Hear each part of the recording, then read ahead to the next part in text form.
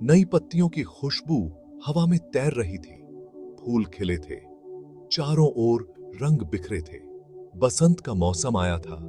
यह मौसम अनिका के जीवन में एक बहुत बड़ा बदलाव लेकर आया था।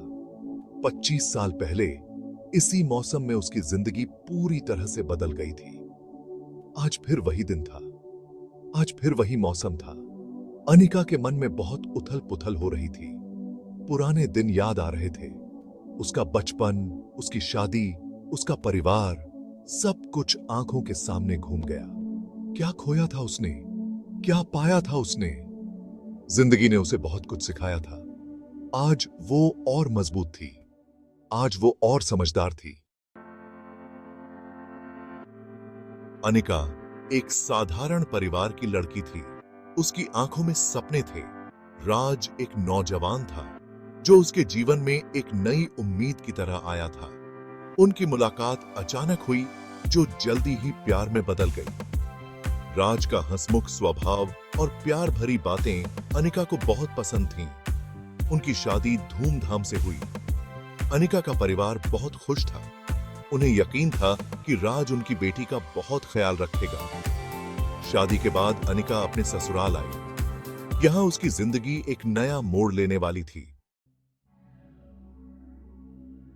शुरुआत में सब कुछ बहुत अच्छा था, पर धीरे धीरे चीजें बदलने लगी। राज का व्यवहार पहले जैसा नहीं रहा।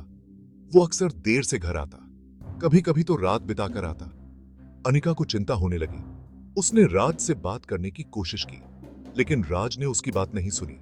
उसने अनिका को समझाया कि वो फालतू की बातों पर ध्यान ना दे। उसने कहा कि उसका काम बहुत जरूरी है, पर अनिका के मन में एक डर बैठ गया था। एक दिन अनिका को राज की सच्चाई पता चली। उसने देखा कि राज का किसी और के साथ अफेयर चल रहा था। ये जानकर उस पर बहुत बुरा समय आ गया। उसे विश्वास नहीं हो रहा था कि जिस इंसान से उसने इतना प्यार किया वो उसके साथ ऐसा कर सकता है। उसने राज से बात की। राज ने कोई सफाई नहीं दी। उल्टा उसने अनिका पर ही इल्जाम लगा दिया। उसने कहा कि अनिका ही उसे समझ नहीं पा रही है। उस दिन अनिका की दुनिया खत्म हो गई। उसे समझ नहीं आ रहा था कि वो क्या करे। टूटे दिल और नम आंखों से अनिका अपने पिता के घर लौट आई। उसके पिता ने जब उसकी आपबीती सुनी तो बहुत दुखी हुए। उन्होंने अनिका को चुप कराया। उन्होंने कहा कि वो उसका साथ देंगे। उन्होंने अनिका को हिम्मत दी कि वो अपनी जिंदगी फिर से शुरू करे। उन्होंने कहा कि जो लोग दूसरों को दुख पहुंचाते हैं वो कभी खुश नहीं रहते। उनकी बातों ने अनिका को बहुत हिम्मत दी।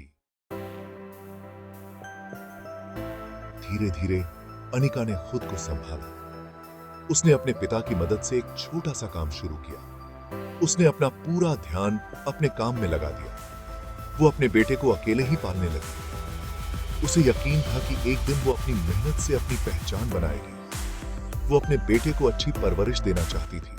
उसे अपने बेटे पर बहुत गर्व था।